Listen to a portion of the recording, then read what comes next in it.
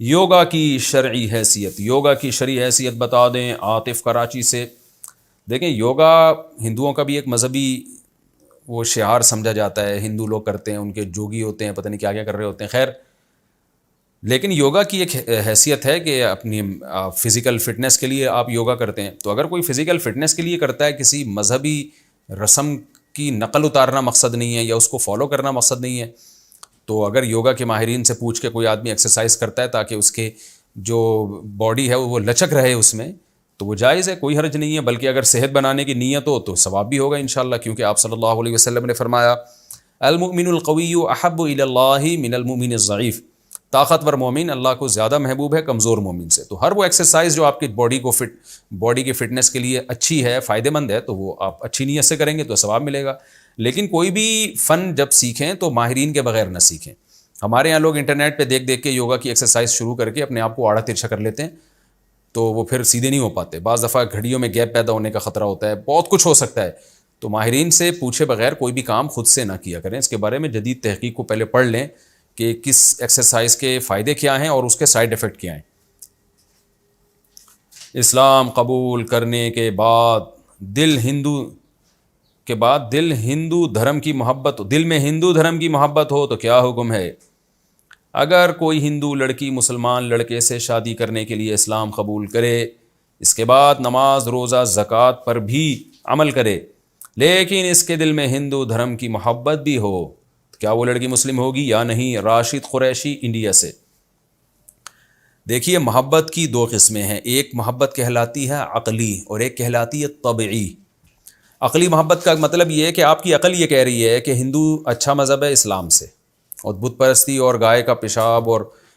جو بھی ان کے مذہب کی چیزیں ہیں، یعنی اس کو مقدس مانتے ہیں، گائے کے پیشاب میں شفا سمجھتے ہیں مذہبی طور پر، ایک تو اگر کوئی سائنسی طور پر ہے تو الگ بات ہے۔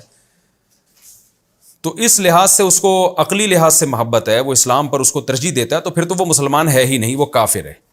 اور ایک طبعی محبت ہوتی ہے، وہ اس میں انسان کا اختیار نہیں ہوتا، وہ یہ ہوتی ہے کہ ایک مذہب میں ایک طویل زمانہ کسی نے گزارا، پھر اس نے اسلام قبول کیا، لیکن یادیں اس سے وابستہ ہیں۔ اب اس کو اس پہ ندامت بھی ہے کہ یار اس کی مثال ایسے جیسے ایک آدمی نے چوری کی، ساری زندگی چوری کرتا رہا، پیسے کماتا رہا، اسے احساس ہوا کہ چوری بری چیز ہے، اس نے چوری چھوڑ دی۔ اب اسے یاد آتا ہے یار میں چور تھا، میں کیسے چپل چرا کے بھاگا کرتا تھا، کیسے میں نے فلاں کی جیب سے پیسے نکالے تھے، اس کا اپنا ہی لطف تھا۔ تو وہ اس کو یادیں تو آ رہی ہیں لیکن وہ اس پہ خوش نہیں ہے کہ کاش میرے دل میں یہ چیزیں نہ ہوتی، یعنی عقل اس کی یہی کہہ رہی ہے بھائی تو غلط سوچ رہا ہے۔ اس سے اور آسان مثال دیتا ہوں میں، ایک آدمی کو زنا کی لت پڑ گئی، بعد میں اس کو احساس ہوا کہ یہ برا کام ہے، اس نے توبہ کر لی زنا سے، اب اس کو پرانی یادیں آ رہی ہیں کہ میں ایسے مزے اڑایا کرتا تھا، یا میں چرس پی کے کیسے مزے اڑایا کرتا تھا، تو یہ جو اس کا دل مائل ہو رہا ہے نا اس کی طرف، تو عقل یہ اس کی عقل خود کہہ رہی ہوتی ہے بھائی تو غلط سوچ رہا ہے، تجھے اپنے دل سے اس کی محبت نکالنی پڑے گی۔ تو یہ ایک طبعی چیز ہے، اس کی وجہ سے نہ کافر ہوتا ہے انسان، نہ گناہ گار ہوتا ہے، یہ غیر اختیاری ہے۔ وہ لوگ عشق چھوڑ دیتے ہیں نا، کسی سے عشق ہوا معشوقہ سے، پھر پتہ چلا یہ تو حرام ہے تو چھوڑ دیا اس کو، اور وہ یادیں اس کی غیر شعوری طور پر آ رہی ہیں۔ تو یہ جو لاشعوری طور پر نہ چاہتے ہوئے بھی دل میں اس طرح کی چیزیں آ رہی ہوتی ہیں، اس پہ انسان کا اختیار نہیں ہوتا، اس سے نہ انسان گناہ گار ہوتا ہے نہ انسان کافر ہوتا ہے، جب تک اس کے تقاضے پر عمل نہ کرے۔ جیسے کسی چرسی نے چرس چھوڑ دی، اسے بار بار وہ زمانہ یاد آ رہا ہے، ہیروئن پینے کا زمانہ، کہ ہم کیسے برساتی نالے میں 8-10 دوست ہیروئن پیا کرتے تھے، ہم پائپ کے منہ میں بیٹھے ہوتے تھے، برساتی نالا بھی پائپ ہوتا ہے نا، اور پائپ ہمارے منہ میں بھی ہوا کرتا تھا۔ یہ منظر سوچ سوچ کے اس کو یاد آ رہا ہے، تڑپ رہا ہے، لیکن اس کو دل تو مائل ہو رہا ہے ہیروئن اور چرس اور اپنے ہیروئنچی دوستوں کی طرف، لیکن جاتا نہیں ہے، وہ نہ ہیروئن مانگتا ہے نہ پیتا ہے، عقل یہی کہتی ہے غلط ہے۔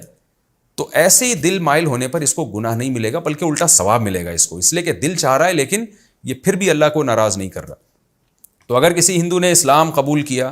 اور اسے وہ پرانا مذہب یاد آتا ہے لیکن اس کو ندامت ہے، دل یعنی اس کی عقل یہی کہتی ہے کہ بھائی اس کو چھوڑ، کاش یہ میرے دل سے محبت ختم ہو جائے، وہ اللہ سے دعا، اس خاتون کو چاہیے اللہ سے دعا مانگے، اللہ جب میں نے اسلام قبول کیا ہے تو میرے دل سے جتنے بھی اسلام کے علاوہ مذاہب ہیں اللہ سب کی محبت میرے دل سے نکال دے، یہ دعا مانگنی چاہیے اس کو۔ اور پھر بھی اگر دل مائل ہوتا ہے تو اس پہ انشاءاللہ اس کو گناہ نہیں ملے گا، لیکن اس کو زبان سے بیان نہ کرے، یوں نہ کہے کہ مجھے ہندو دھرم ابھی اچھا لگتا ہے یا میرا دل چاہتا ہے میں ہندو ہو جاؤں، یہ الفاظ اگر استعمال کیے نا، میرا دل چاہتا ہے میں ہندو ہو جاؤں، تو پھر وہ اسی وقت کافر ہو جائے گی۔ تو یہ زبان سے ایسی کوئی بات نہ کرے، غیر اختیاری طور پہ جو دل میں خیالات آتے ہیں یہ خیالات انشاءاللہ آہستہ آہستہ ختم ہو جائیں گے، اس پہ گناہ بھی نہیں ہے.